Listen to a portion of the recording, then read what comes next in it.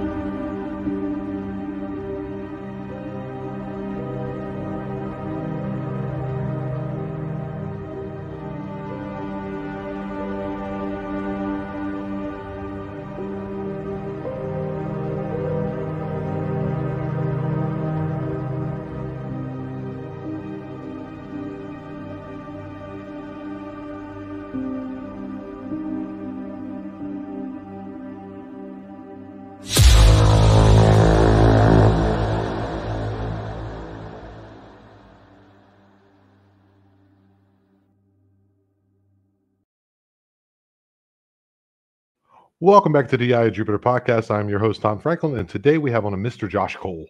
I met Josh Cole on a same place I met Emily Trinkus or Trinkhaus. I always get her name wrong because I pronounce it as if it's German because it is. I think it's Trinkus is the way she pronounces.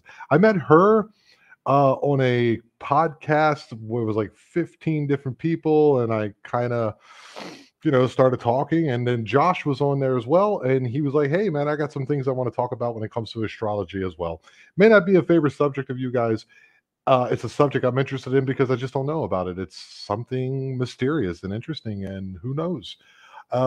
Let's find out more about it. He has a monkey wrench to throw into the whole astrology game, so let's see what that's all about. So without further ado, let's welcome to the Eye of Jupiter podcast, Mr. Josh Cole.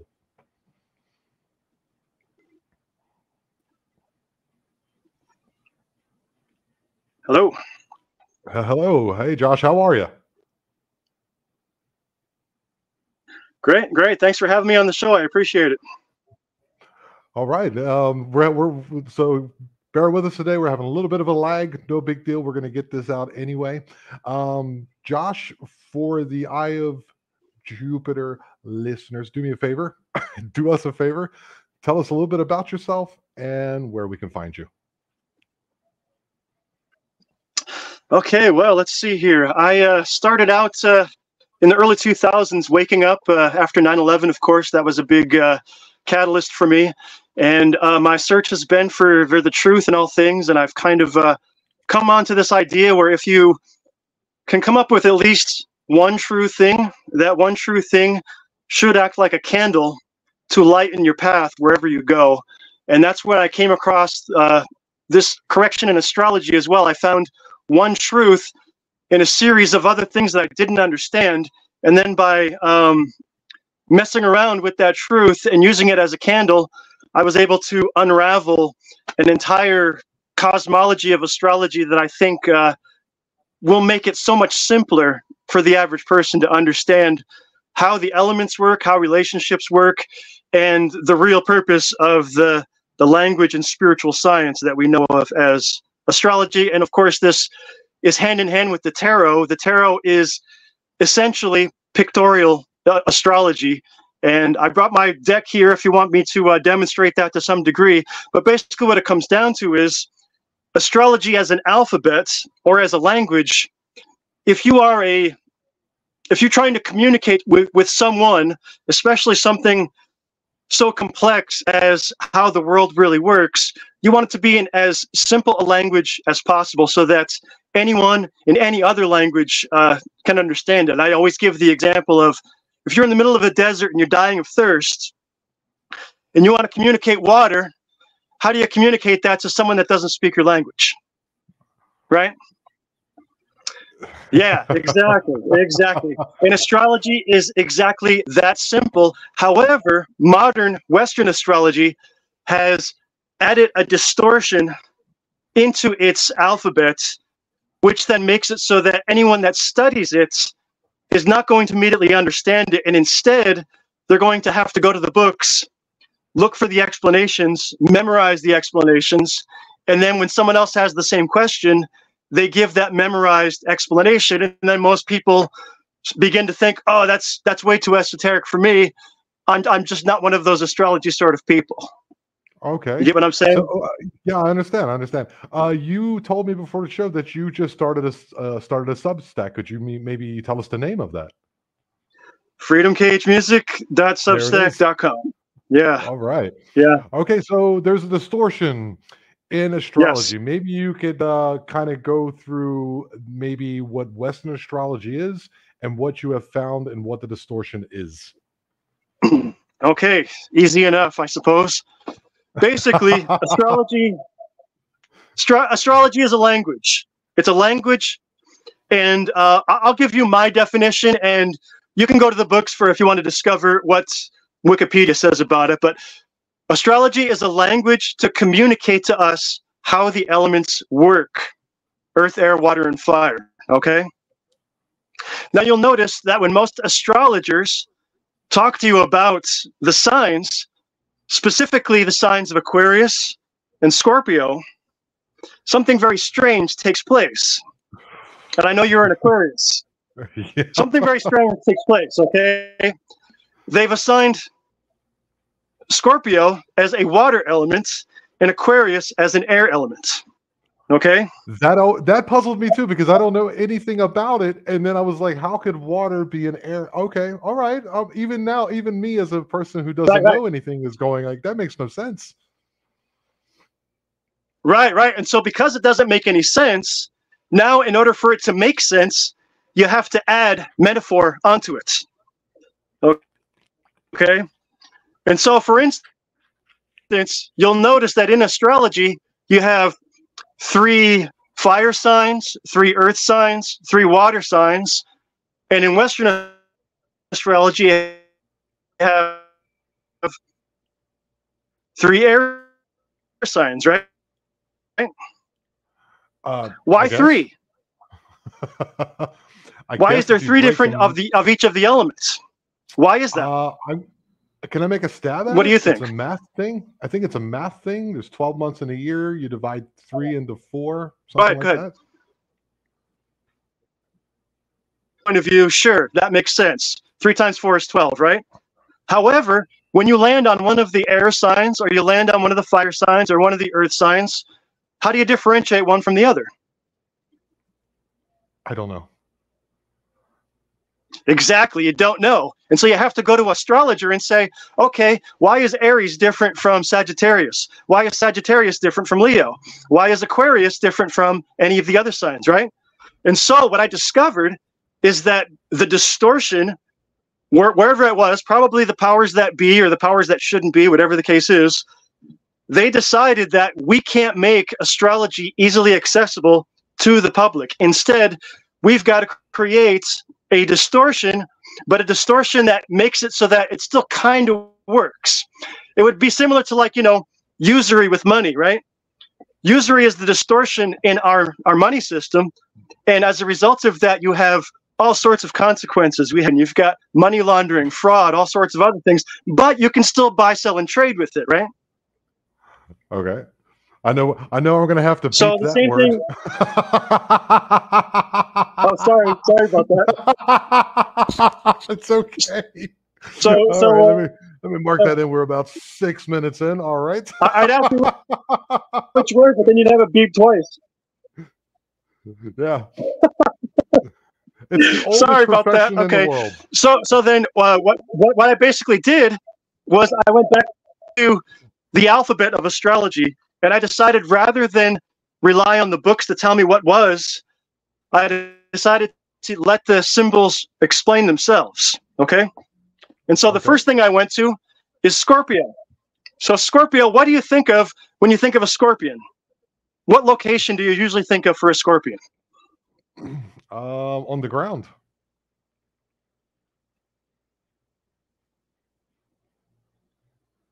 Do you hear me? On the ground. On the ground where? What kind of climates? On the what kind of climate would you say the scorpion? Well, it depends, because this is a tropical environment and they're all over the place. Yeah, so desert, right? No, not necessarily. Not necessarily. I'm in the tropics and we have them everywhere. Okay. No, I'm talking about affiliation with most people. They're going to think the desert, though, right? Most people. Yeah. I would anyway. I don't know. I mean, you're going to think, yeah.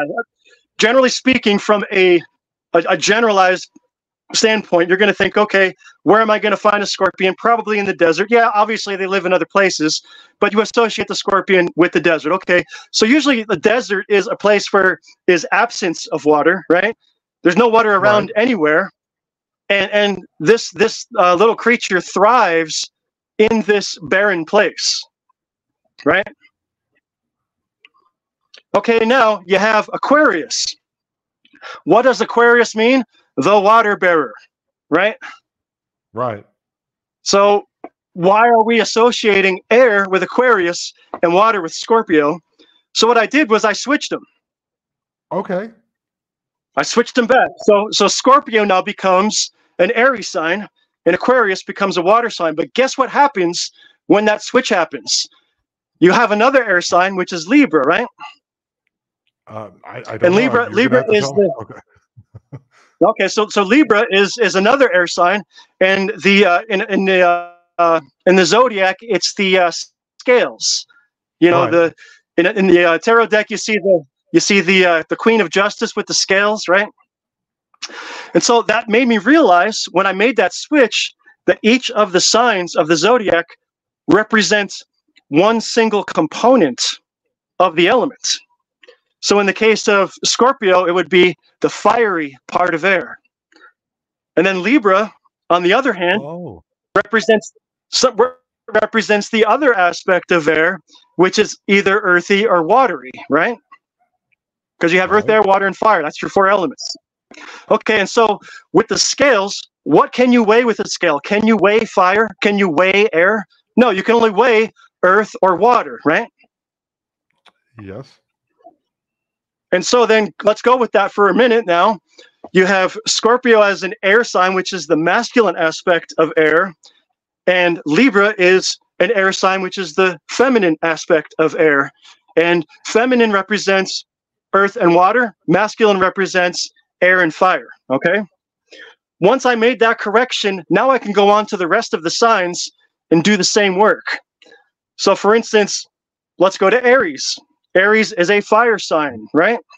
What kind of fire though? You have three choices. It can be the earthy part of fire, it can be the airy part of fire, or it can be the watery part of fire, right? Because it's already fire, it's not going to be the fiery part of fire. That's redundant, right? So you got three options now with Aries. So let's pick one. Let's pick the airy part of fire, okay? Just for the sake of argument, okay? And what planet rules Aries and Scorpio? Mars, okay? What do you think of when you think of Mars? You think of aggression, you think of power, right? Like, you know, men are on Venus, or men are on Mars, women are on Venus, right? The whole, you've heard of that idea?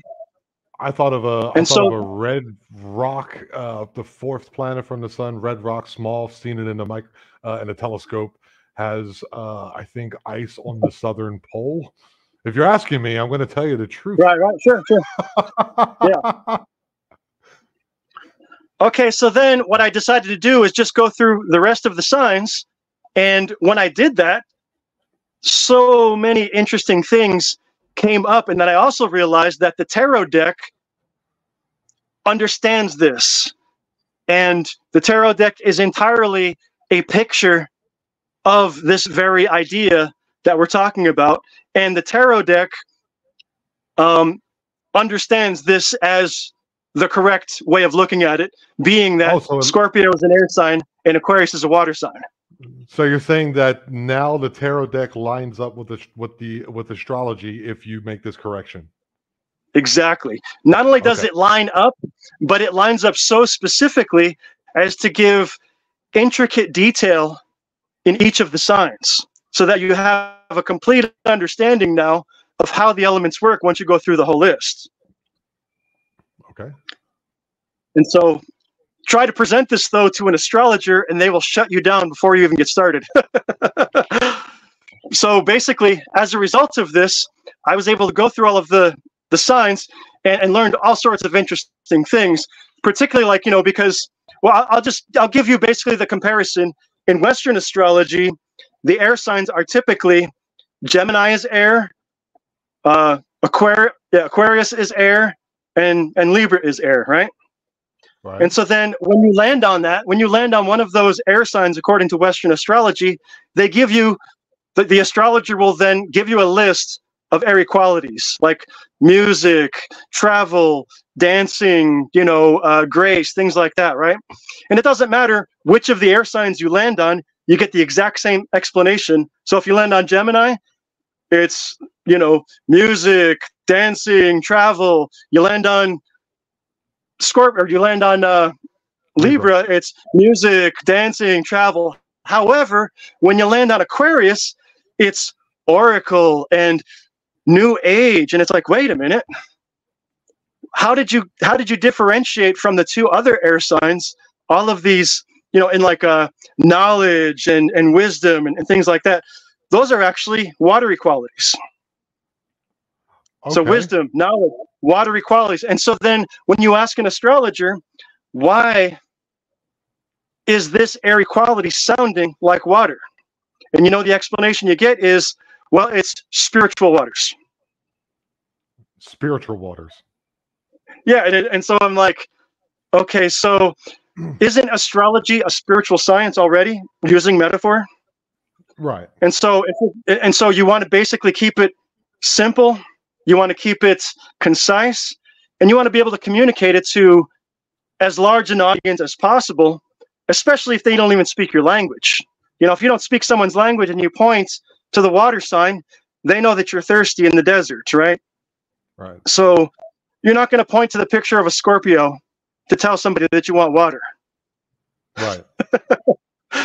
And so basically, that being the case, once you make this correction, anybody can now have access to it, because the key to astrology really is in the ability for a person to visualize based on the picture and then come to an understanding. So it's entirely determined on a person's ability to visualize, and anybody can visualize. Anybody. There's no special effort required for anybody to imagine things. Okay, you keep referring to Western astrology. What is the difference between Western astrology and, I'm supposing, Eastern astrology? What's the difference? Well, these days you have what they call Vedic astrology, and then you have a big cloud of the I don't really know, because anything other than Western astrology, and that which they are labeling as Vedic astrology or Eastern astrology, is also just as distorted. So it's really just a label, but it really doesn't have any teeth, because all of that history, in my opinion, is fake history. Eastern astrology. Yes. Wow. Okay. So when you hear Vedic astrology, they always talk about houses. What is astrology in the real estate market? What is the houses thing? The houses are basically components within each person's chart. And that gives you, each house represents a different aspect of your chart. And I really don't get too much into the chart astrology because before I decided to look into it, I wanted to discover first what the actual signs meant. And once I understood what they meant, I got buried into this other rabbit hole, which sent me into tarot. And I realized that chart astrology, pretty much all you have to do is go to a website, plug in your birthday with the time of your time of birth, your location, and you're going to get that circle with the planets that are in your sign, and you get your rising sign, you get your moon sign, you get your north and your south nodes, and all that other kind of stuff, which sounds completely foreign to most people. And most astrologers have taken a class in navigating this map that is called your birth chart. Okay. And so there's 12 houses which correspond to the 12 signs, and each of the houses has a particular quality in your life, but they don't explain to you why that is. And most people, they don't ask why, they just want to have the experts to give them the answer. Okay. And what it really comes down to is when you understand how the elements work, because now I want to take it into relationships. Okay, so you're an Aquarius now, and I remember when you were talking to Emily, you mentioned that your girlfriend is Gemini, right? Yes. Can you hear me? Yes, I hear you. Okay. Yes. And so you asked, why is it that Gemini so why is it that Gemini and Aquarius go together so well, right? And so when I made the correction, one thing I learned about Gemini is that Gemini is the wild card of the signs, containing 1/4 of every element. Okay. Okay. You look like you've paused. And you can see this. Hold on. I'm going to bring you down. Hold on back now.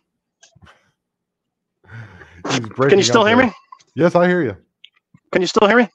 Yes.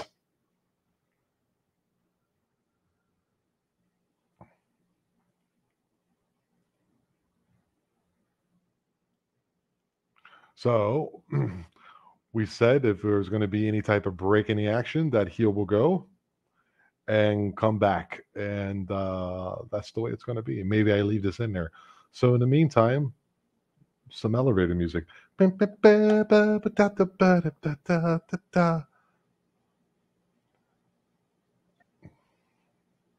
Okay. Sorry about that. No worries. I already got it. Am I on? Yeah, you're on, dude. Okay, cool. All right. So what I want to do is show you what it looks like to be Gemini, okay? I'll show you what it looks like. And then I'll show you what it looks like to be Aquarius. Hold on. All right.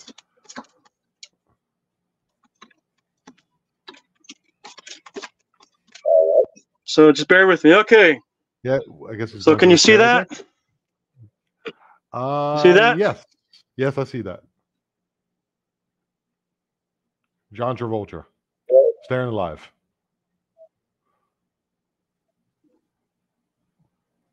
Yeah.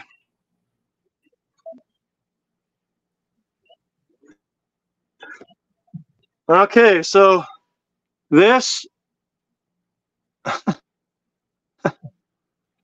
yeah. This is Gemini in action. John. So now you see on the table, you got a cup, you got a sword, you got a disc, and you got a wand. Earth, air, water, and fire, right? So Gemini contains all 4 elements. And as a result of that, whenever Gemini is with another sign, they take on the elements of the person that they're with. So if they're with a water sign, they're going to take on water equality sign. Air equality. Gemini is the true wild card. And what do you get when you? So let's have the 3 water signs when you've made this correction is Aquarius, Cancer, and Pisces, okay?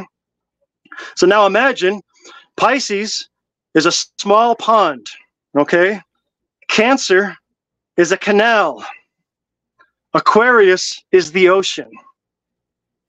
So they're all water, but they all behave a little bit differently, even though in and of themselves, they're basically the same. You get what I'm saying? Yeah. One behaves aggressively, one behaves passively. And you understand this when you make this correction. So Aquarius is the masculine aspect of water. Uh-huh. But the airy part. And so Cancer is the fiery part of water. And hence the crab. What color is the crab? It's like a fiery color, and it has a very aggressive nature, right? And then Pisces, is the feminine aspect of water, which is earthy, watery. Okay, and in the tarot deck, when it comes to relationships, how does for example, a male Aquarius, which you're saying is a male quality with the correction, get along with a Pisces female? that would be like a fish in a fishbowl. So, Pisces is the ultimate of femininity. Pisces is like, when you go to catch a fish, what do you need to catch a fish? A worm? A hook? Luck. You need luck. Right? Good tides? Yeah, all of those things. And so Pisces is the ultimate of what I call serendipity. But also, it's the most sought after. And so you'll find that with people, you will find that most Pisces are very good-looking people. They're usually very beautiful. And so generally, and so with each sign, for all of your strengths, you also have weaknesses, right? So what do you think the sign, if you're a beautiful sign where everybody wants to come to you and admire you and to go out with you and to date you and all those things, what might be your weakness? Ego, vanity, something like that. Right. And if you're used to things coming to you easily, what happens when something doesn't come to you easily? Then you are destroyed.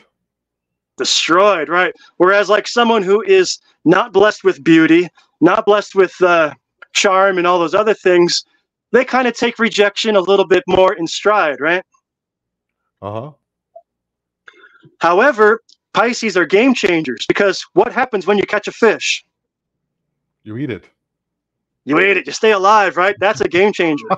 I'm just saying it because I was married to a Pisces for 20 years. Yeah. Our birth dates are like 7 days apart. And I always said jokingly, you are the fish that takes a crap in the ocean that I am. That works. So see, even in that case, intuitively speaking, you already understood that your sign was a water sign, even though you're told otherwise. Yeah, it never made no sense to me. I just, like, Emily Trinkus the other day, she was like, oh, you're an air sign. I was like, all right. Like, I don't know, Yeah, and so like I say, what happens is whenever you try to get them to explain how that is possible, how is it that Aquarius is an air sign? They give you this explanation where it still takes on watery qualities, but they're spiritual waters. Okay. So basically what they've done is they've stacked on metaphor. So it's an airy sign, but it's a water sign, but only when you look at it from a spiritual way, which sounds like gobbledygook. And then you start going, oh, you know what? Well, maybe astrology isn't my thing because I just don't get it. Right? Right. Where does it even come from? That's what I want to know. Where does it come from? Because we kind of know that, chemistry started with alchemy, and I really like alchemy. I think alchemy is pretty freaking cool. The Philosopher's Stone and all those things, I really enjoy those. And we understand that astronomy kind of comes from astrology, but where does astrology come from if people are still using it today? Because they say that millionaires don't use astrology, but billionaires do. Where does it even come from? Well, I think what it comes down to is we live in a construct that has rules, a matrix of sorts. And with Okay. those rules have a map in order for you to navigate those rules, which is why in the scriptures it always said, that God put the stars in the sky and the sun and the moon so that we might be able to basically navigate what's going on in the world, right? Okay. So imagine you are the creator of all. You are all that is, and you decide to have an experience in duality. So boom, here's the Elohim, right? Here's the guys that are the first creation of the creator. But guess what? The Elohim are both masculine and feminine at the same time. Okay. They're hermaphrodites, right? So there's only two things that they can learn as hermaphrodites. They can only learn interaction, or the desire for interaction, and they can only learn the desire for sex. Those are the two things that they can learn as hermaphrodites, who are basically, who have the understanding that they're eternal beings. And so we came into the picture in order to get the rest of those ideas answered. Because the third thing, basically there's 9 thoughts, okay? There's 3 desires and there's 6 feelings, okay? Okay. And each of these thoughts correspond to one of the elements, which corresponds to one of the signs of the zodiac. Make sense? Wow.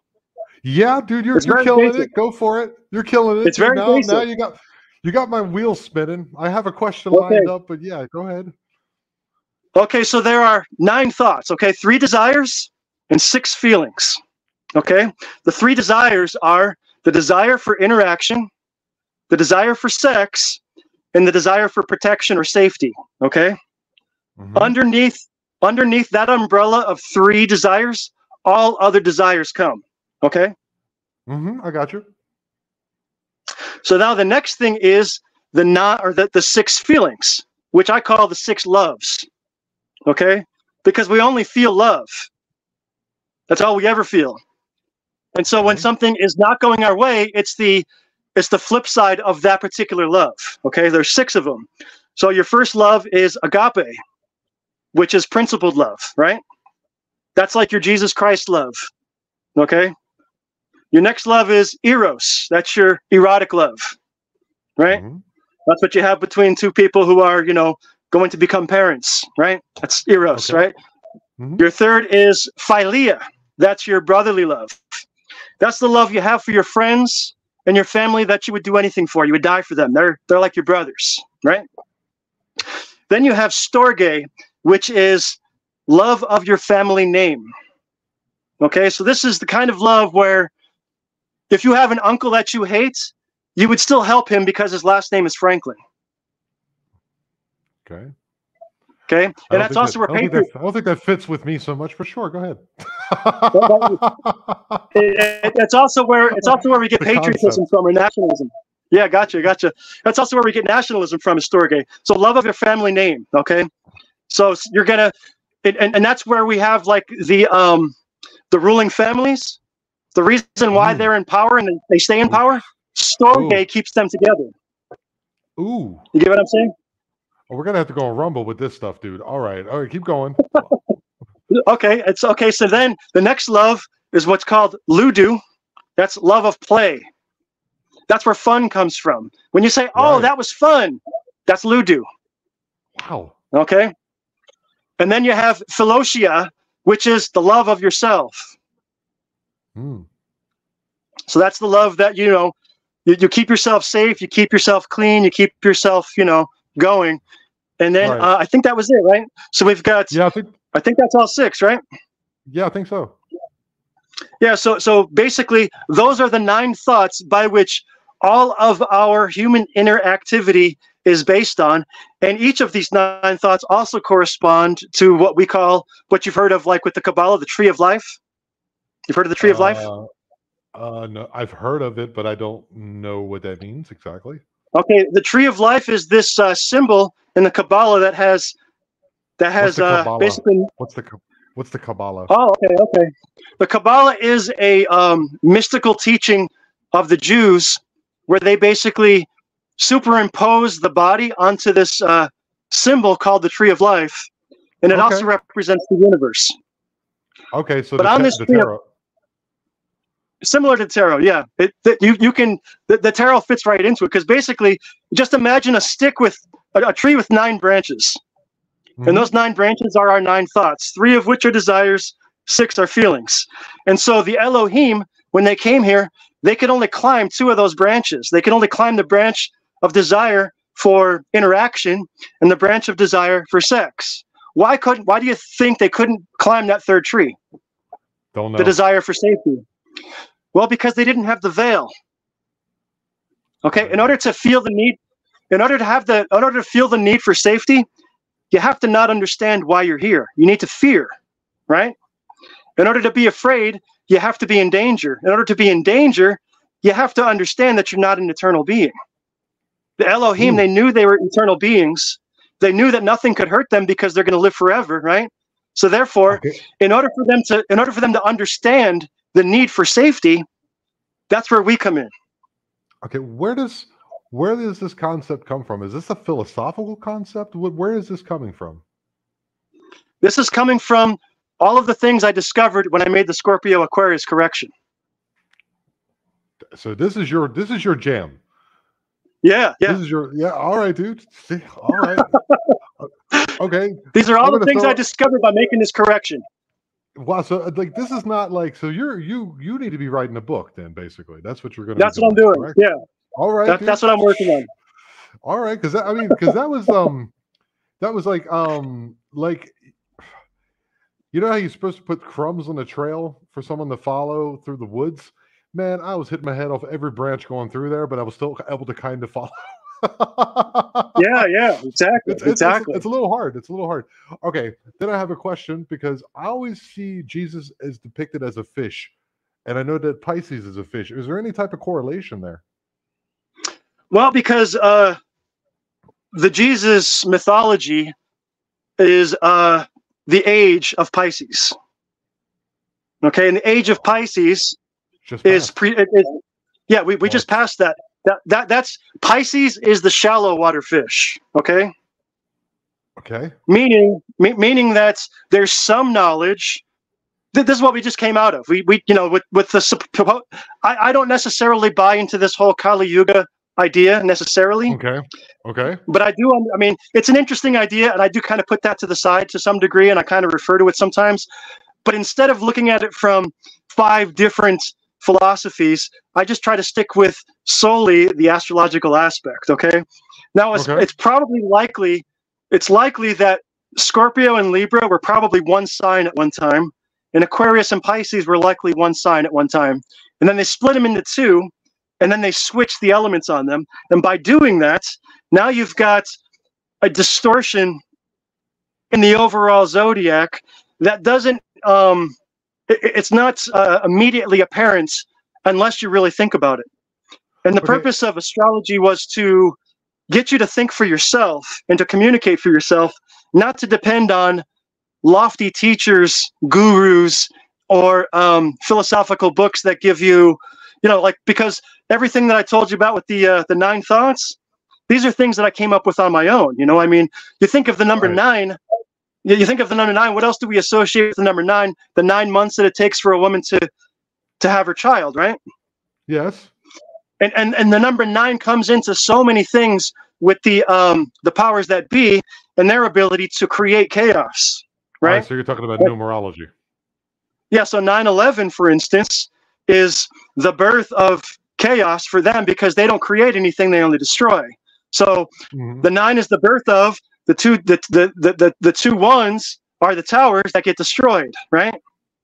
And so, from a creative perspective, they used astrology to gain control of a situation using those numbers, because we are those numbers. We are 6 and we are 9, right? That's why you see in the sign of Cancer, it's the 6 and the 9 reversed, right? And so why 6? With the because we have 6 feelings, the 6 loves, and there's many other correspondences to 6 as well. And that's the yeah, exactly. And when you think about this too, when you think of like 666, because they're the six feelings. The three desires are the masculine, and the six are the feminine, right? And who are in charge but a group of people that track their lineage through their mother's line. They're a feminine line. Okay. And they use breaking up a little bit. They don't use masculine aggressive tactics in order to achieve their goals. They use feminine tactics like poison and deception and lies and cheating and things like that. These are all feminine aspects of war, right? Right. They don't, and in order for them to use, in order for the powers that be to use aggressive means,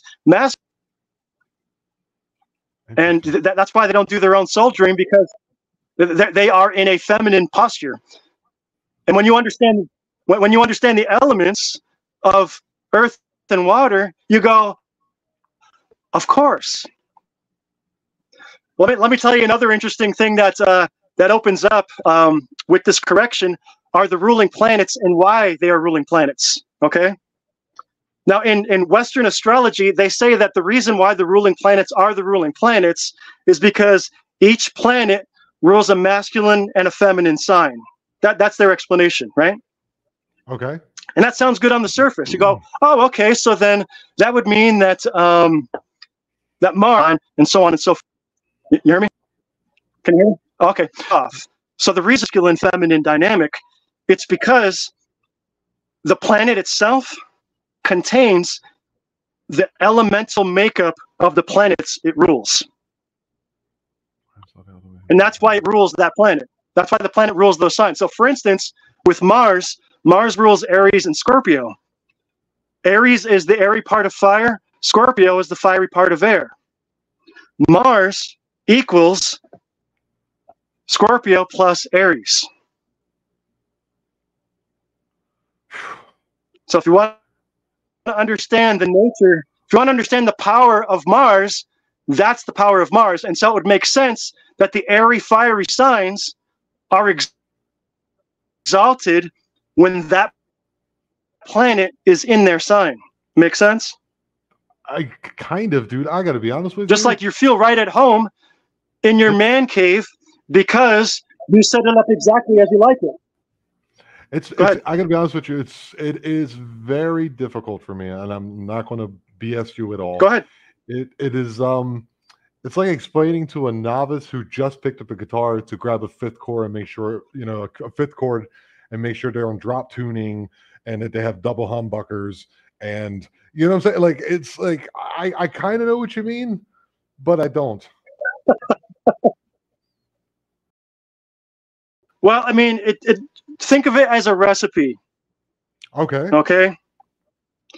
Or something that, okay, here's a musical analogy. Here's a music analogy. Okay. All right, let's go. The seven notes on the on the scale A, B, C, D, E, F, G correspond to the seven planets. Okay. Okay. So C corresponds to Venus, D corresponds to Jupiter, E corresponds to Mars, F corresponds to the Sun, and G corresponds to Saturn. Okay.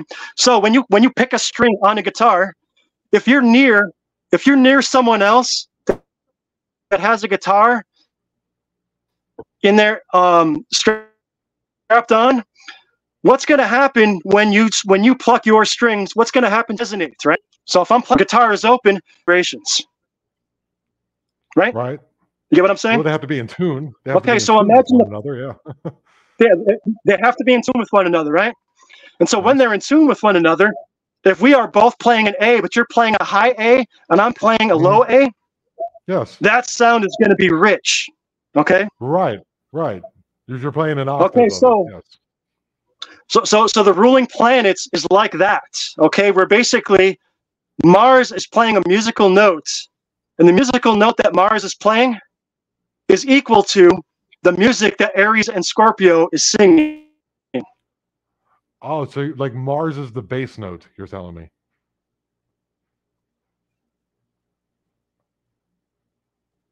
Right, right. But Mars really is the band. Mars is the band, and Aries and Scorpio are the bandmates individually playing instruments. Okay. Okay. Make sense? What does that pertain to, though? You know what I'm saying? And the same goes. So, and then let's go to the next planet. So now you've got Venus. From a geocentric model, okay, the planets are very close. Okay, and the planets are merely elemental energy that are made up of various recipes of earth, air, water, and fire. Okay? Not only are they recipes of earth, air, water, and fire, they're also resonant frequencies. Okay? So when Mars is resonating, that's the sound of E in music. And it also corresponds, days of the week correspond to the 7 planets and also to the 7 colors and the 7 chakras. Right? And then you have Venus. Okay. Now Venus resonates a little bit differently. We normally associate Venus with love, right? Venus, like Venus with relationships, things like that, But anyway, so when you look at the Libra is an air sign, okay? So if you're going based on what we just talked about with Mars, if Mars equals Aries and Scorpio, which are both airy fiery, then Venus ruling Taurus and Libra will equal earthy airy. So Venus is an earthy airy planet, while Mars is an airy fiery planet. Each of the planets are the band, and the sign is the individuals in that band playing their own individual instruments. I got you. So coming from a geocentric model, then so the planets are just the elements connected together to actually make them. So what is the Earth then? What is the Earth?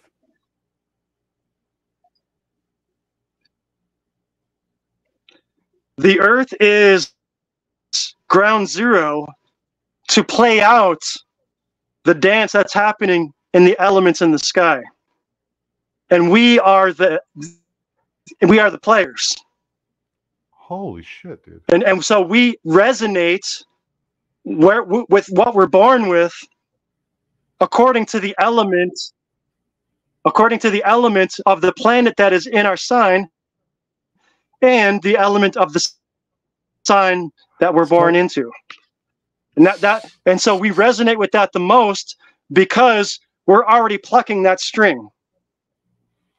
Right. So when you're born. So when you're plucking that string, and then the band comes in and they play the same tune, now you are ruling that sign. Okay. So a planet rules that sign. Yeah. Sorry. It's like I said, we're having a pretty awful delay today, but go on. We'll get there. So what's your question? My question is when you're born, then how do they? Okay. How are they distinguishing the time of year or the time of the calendar in connection to your sign? How is that connected? How it's connected? Well, you have all of the signs in your body. Okay. So the entire zodiac, you are the zodiac. You are. Okay. Sagittarius, Libra at the top, right? The universe above us is the above in terms of as above, so below. So when you are born, whatever is happening in the sky most influences your body. And what this does, this elemental soup, this combination of elements of earth, air, water, and fire combine to create the fiasco of your life. The things that you're going to learn, the things you're going to do, the obstacles, all of those things. And you set it up beforehand. Are these ideas? Is this birth date predetermined by a prime mover? or how does it like determined, or is it just by random chance? It's determined by what you're supposed to do. And so imagine the world is like a DVD, okay? The DVD is spinning, right? When you're born, that's when the laser hits the DVD. Okay, that's track 1 on a CD, right? And so what song do you want to play when you're in this world? You choose that. And so then, okay, I want to play this song in this way, in this world. Okay, everything is already taking place, right? However, like a video game, you're choosing your avatar, right? Okay. And so, but the thing is once you're in that avatar, you have an opportunity now to play. And so, let's say, for instance, after this life, someone else can now reincarnate. Someone else can now reincarnate. So now someone else can try it out. So they might not even be called Tom Franklin anymore. Maybe they're called someone else. Mm-hmm. But it's still the exact entry point that you came into this world, and now they're using your avatar. So and playing out. So the avatar that's me was played out by who knows how many other lifetimes. We're not bound to time necessarily. So when you die, I'm not trying to. I'm sorry. Go ahead. I'm not trying to bust your balls, but how do you explain that there's how do you explain that there's more people now than there was in the past when the reincarnation is part of that? I'm just for general interest. Okay, well, first of all, I don't buy the official numbers. I don't think there's 8 billion people here, personally. Okay. I think there's a lot less. All right. There's a whole lot less. Go for it, dude. Now this is my shit. I think there's a whole lot less than 8 billion. And looking at our media and what they tell us, and looking at what's actually happening, very little is actually synchronizing with reality. Like, I mean, think of, like, for instance, Joe Biden, for instance. I think of, like, Joe Biden. He's obviously a different actor than the Joe Biden that was played when he was in the Obama administration, right? Totally different guy, right? But instead of talking about that, they're going to tell you, oh, this guy is he's a bungling idiot. He's senile. He's this. He's that. What they're not telling you, though, is that the guy doesn't really exist. And so the same thing with when you ask about population, maybe that's not the right question to be asking, because reincarnation. Because the thing is, with reincarnation, it's not just right now that's taking place. All times and all places are taking place simultaneously. Okay. So there's multiple realities, as in multiple Tom Franklins, but then there's also multiple timelines too, multiple possibilities. And then and so when you reincarnate, you don't necessarily do that linearly, where you go from, say, 1990 to 2090, and now you're in the next life. You might go from 1990 to, say, 1850 for your next life. And this, certain things are changing. The reason why certain things are changing is because they're still going on. Holy crap, dude. Everything's happening all at once. I think I need to smoke some weed to understand this a little bit. But because there's things that you say that like really connect with some of the thoughts and ideas that I've heard from others. You know what I mean? And then there's things you say that I've never heard before that are extremely fascinating. And then there's things you say that are funny because they're so it's the first time I've heard something like that. It's not to belittle you, but it's always like, no, fine, it's fine. Like, Joe Biden is a different actor. What do you mean by that? He's a different actor, dude. You sparked something in my mind, and I want to know what that means. Well, if you were to try to look at photos of Joe Biden now, you're only going to see the Joe Biden of 2020 forward. You're not going to see any of the pictures on Google from when he was in the Obama administration. And the reason why is because a totally different actor was playing him. Same thing with Putin. Totally different actor was playing Putin back in the 90s than the guy that's playing Putin now. When you understand this idea, the whole idea of what they're telling us and who is who and so forth totally goes out the window. Wow. We are going to have a different conversation. What do you make of that? Tell me your impression of that. My impression of it is it's probably spot on, to be completely honest with you. Because if everything else they're telling us is a flim-flam, or a ruse, okay, which we all know, then why not that? Because I've definitely heard that one and have seen, like, you know, where you can look at the earlobes or you can look at the chin line. It's a little different or something. Or like, okay, YouTube, it's true. The Challenger exploded and all those astronauts died. I am sorry. But there happens to be a conspiracy theory that I do not pertain to that shows these people still existing, even though I don't believe it. Right. I think that was good. I think that'll work. well, not only that, but once you can make that conclusion, now you can look at all of history. Like, for instance, Rome, Greece, Babylon, Egypt, all didn't exist. Oh, dude, you're going. What did exist? Right. Okay, all right. I'm going to have to record one of these specifically for Rumble with you, and you go ahead and make yourself a nice little presentation. This is cool. We went through astrology. I am completely dumbfounded by the concept. I do know a little bit more about it. I do like the idea of, like, you know, it's all cosmic. Well, it all connects. It really does connect.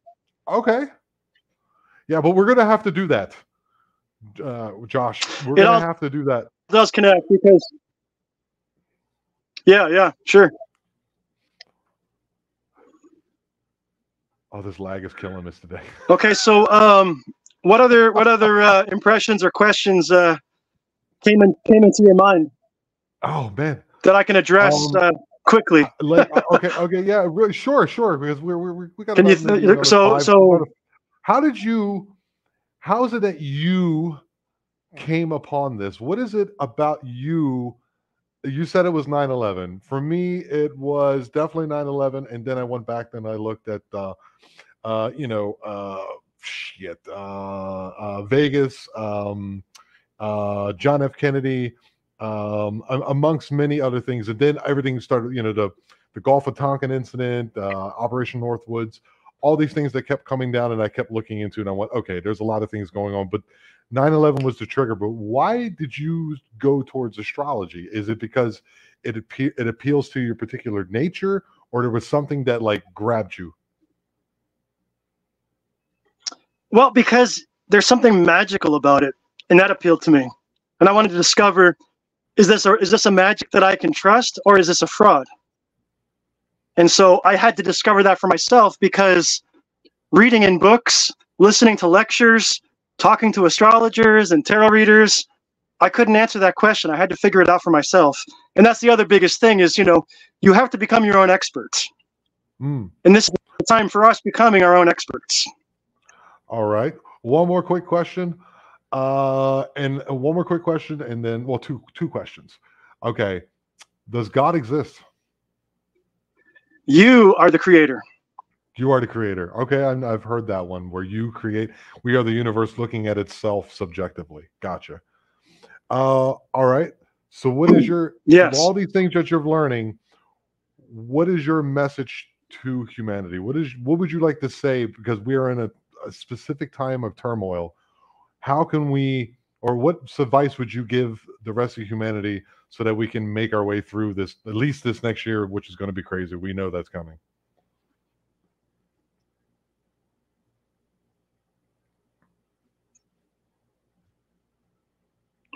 Okay, I did actually write this down for you because I knew you were going to ask this.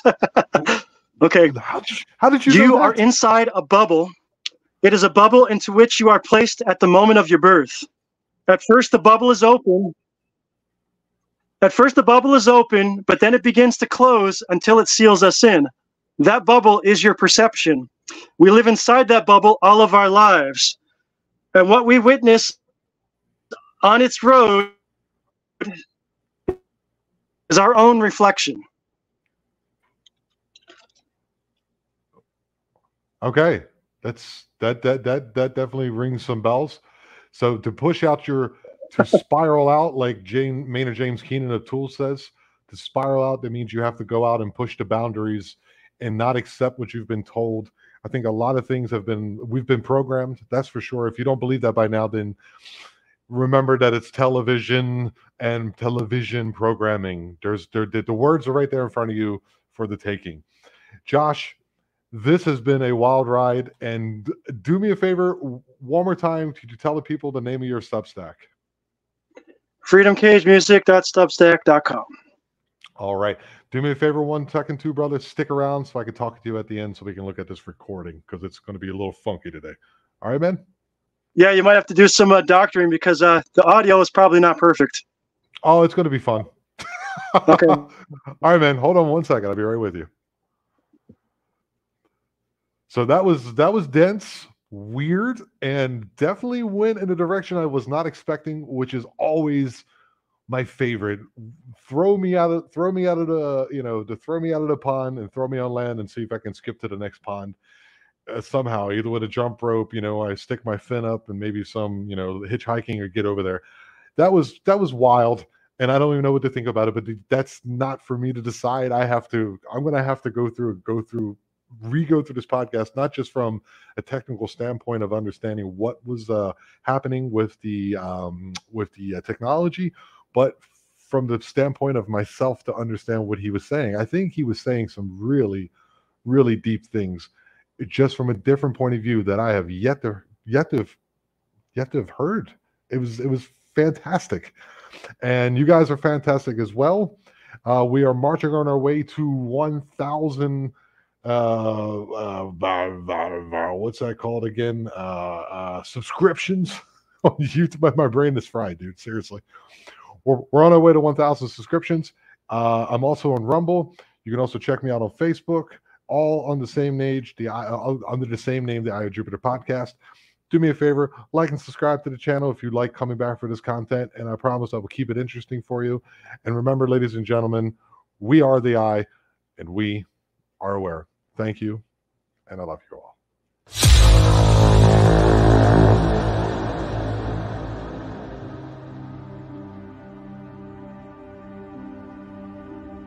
You have been listening to the Eye of Jupiter podcast. Remember, if you have any strange occurrences or stories or anything you'd like to share, please drop me an email at theeyeofjupiterpodcast@gmail.com, and you'll be on the show.